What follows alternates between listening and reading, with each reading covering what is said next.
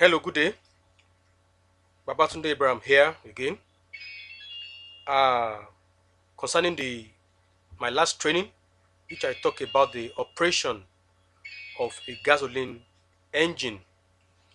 I just want to show you a video or a short clip on the operation of a gasoline engine, which includes the intake stroke, the compression stroke, the exhaust stroke, and the combustion stroke. Though it might not be in order, right? So on the screen now, you can see the picture of a piston and the cylinder.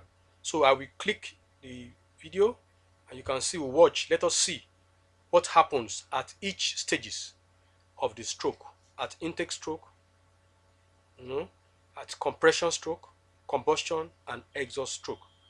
You will discover at each of the stroke there are changes to the movement of the valves here, both the intake valve and the exhaust valve, and according to the movement of the piston as well. For example, at the intake stroke, you will discover that the intake valve is open to allow the air and fuel mixture to come in. So I think with this video we can learn enough and learn what happens at each of the strokes. And let us note the movement of the piston. Secondly, note the movement of the valves. And thirdly, note what happens in the cylinder, whether the cylinder is bluish, whether it is brownish, whether it is reddish, as regards each of the stroke. Next, uh, next thing I will talk about is the valve mechanism. Valve mechanism. Valve mechanism. In this one also has a video which I will show us now. But I want us to note something, is that the intake and the exhaust valves open and close in accordance with the rotation of the crankshafts. I will take it again. The intake and the exhaust valve, the intake, as I'm pointing to it, and the exhaust valve, they open and they close in accordance with the rotation of the camshafts, meaning that they cannot rotate on their own.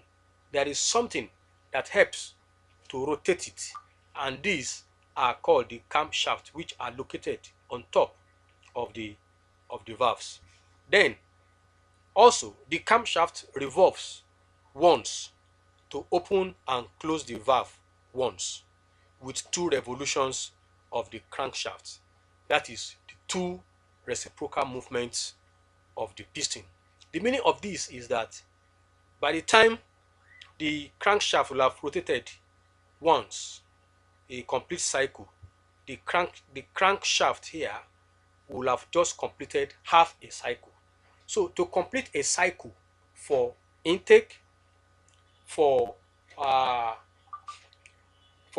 for compression, for combustion, and for exhaust, for all this cycle to complete, the camshaft must rotate once, while the crankshaft will rotate twice.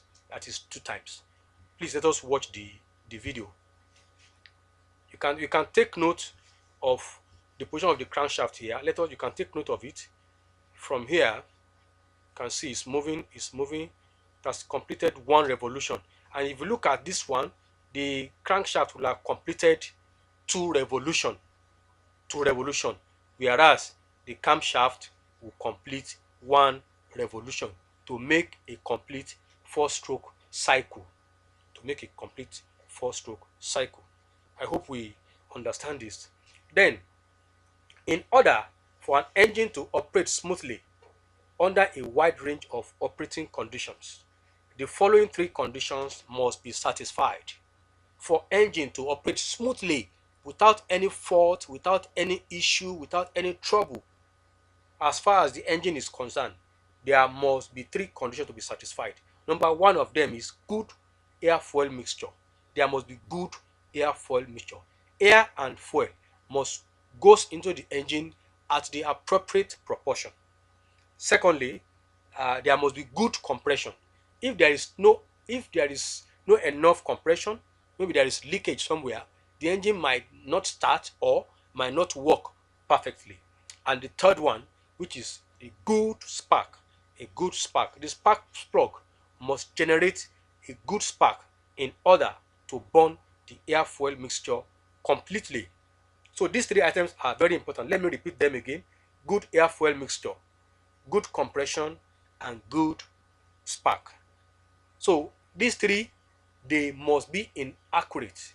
They must be accurate for engine to work perfectly or effectively without any trouble. So please, if you have any question as regarding my training, kindly drop your question in the comment section on the YouTube, and I will answer when I come online.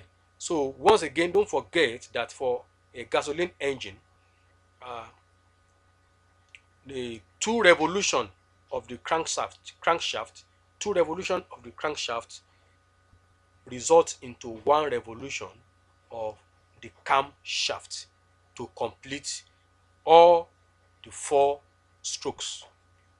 Thank you very much. Don't forget to subscribe to my video. This is a training uh, channel, and as I've said, I will continue this training, and as far as up to diagnosis and some other things which will be very beneficial even to anyone who doesn't know anything about automobile. Thank you very much. Subscribe to my video, click on the bell button, and turn on your notification so that you can get a notification, so that you can get a message anytime I upload another video. Thank you very much. Have a lovely day. Bye.